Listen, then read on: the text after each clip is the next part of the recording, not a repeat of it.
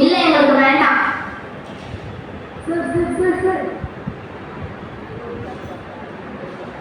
வாங்க சார் வாங்க.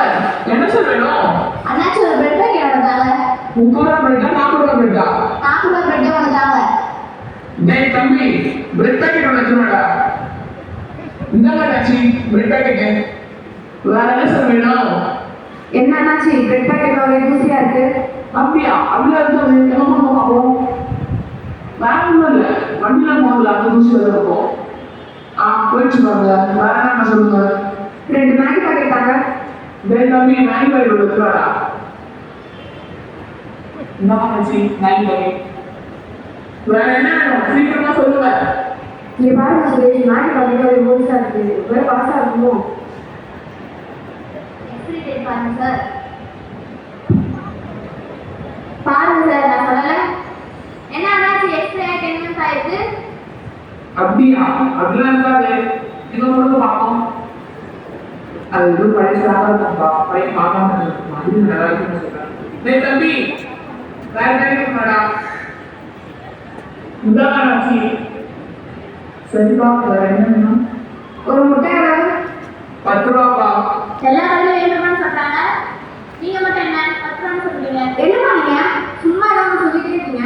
இந்த மாதிரி எனக்கு கேட்கவே கிடையாது சார். இந்த முட்டை 7 ரூபா சார். சரி முட்டை எவ்வளோ ஆச்சுன்னு சொல்லுங்க. மொத்தம் 10 ரூபா ஆச்சுப்பா.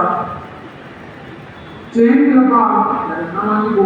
அதெல்லாம் எனக்கு வேண்டாம். வேலை மட்டும் தாங்க. என்னடா கூட போய் ஓடியே போச்சு. இந்தாப்பா.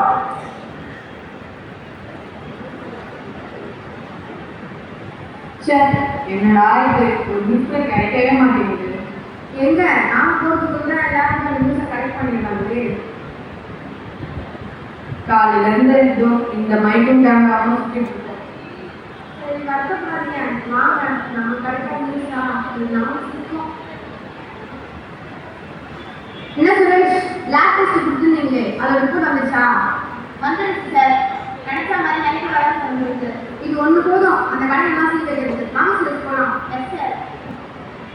வாங்க வாங்க வாங்க யாங்க இங்க எல்லாரும் இந்த மாதிரி நிறைய பழகுக்கு வாங்கிட்டுருவாங்க. சரி கடையில் என்ன சார் கைவிட்டீங்க? என்ன சார் பண்றீங்க வந்து கடையில? உங்க கடையில ஹைலைட் பண்ண பழத்தை மட்டும் தான் விற்கிறீங்க. அதுக்கான ப்ரூஃப் என்கிட்ட இருக்கு. நடுங்க.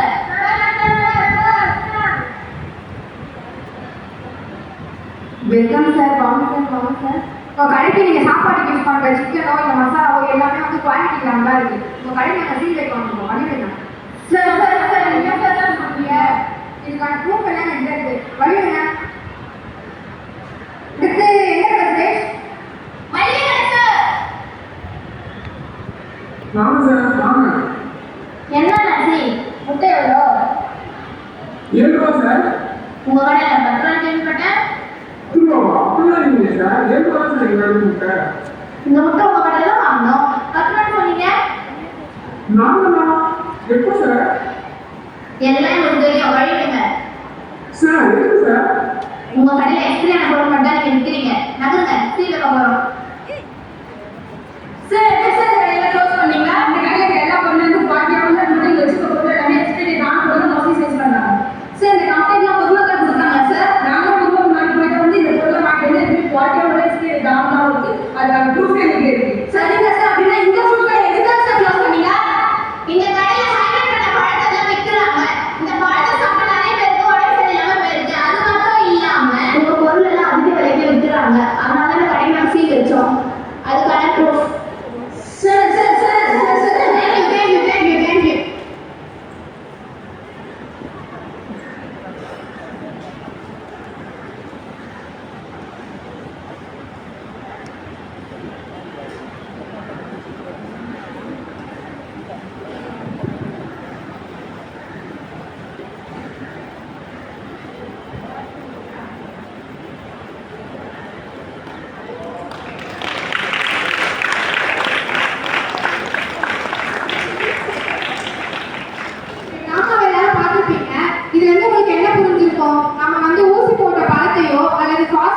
சாப்பிடக்கூடாது அப்படின்னு சொல்லிட்டு ஸோ இந்த கிராமலேருந்தே போவோம். ஃபர்ஸ்ட் அவங்க எந்த கடைக்கு போனாங்க?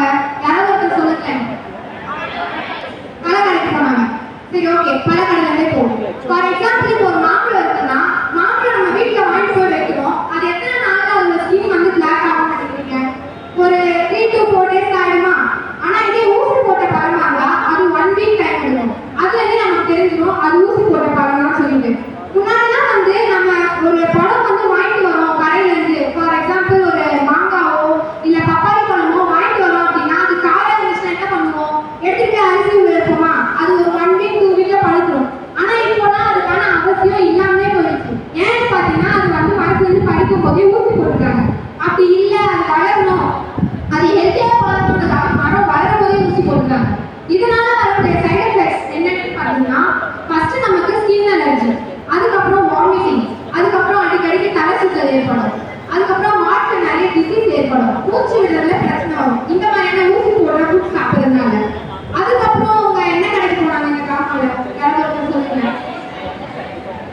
சிக்கன் ரைஸ் எல்லாருமே நல்லா தெரிஞ்சிருக்கு, ஏன்னா நிறைய பேர் சாப்பிடுவீங்கன்னு நினைக்கிறேன்.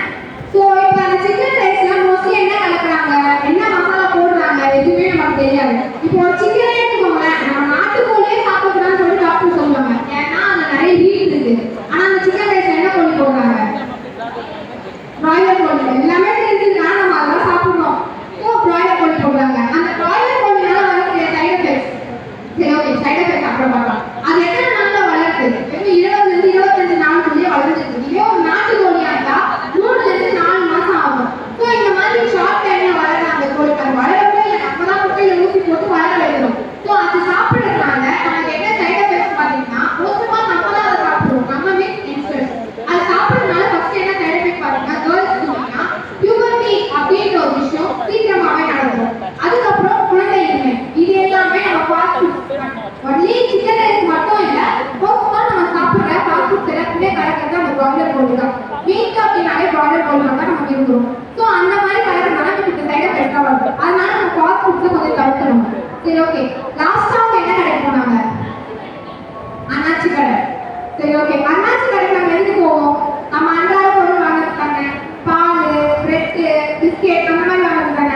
நம்ம இப்போ பிரெட்டு வாங்குறோம் அப்படின்னா நம்ம எத்தனை பேர் இதில் எக்ஸ்பைரி டேட் பார்க்குறோம், யார் யாரெல்லாம் பிரெட்டு வாங்கினா எக்ஸ்பைரி டேட் பார்க்குறீங்க, அது கரெக்டாக தான் கேட்பீங்களா போயிட்டு. இப்போ அது இல்லை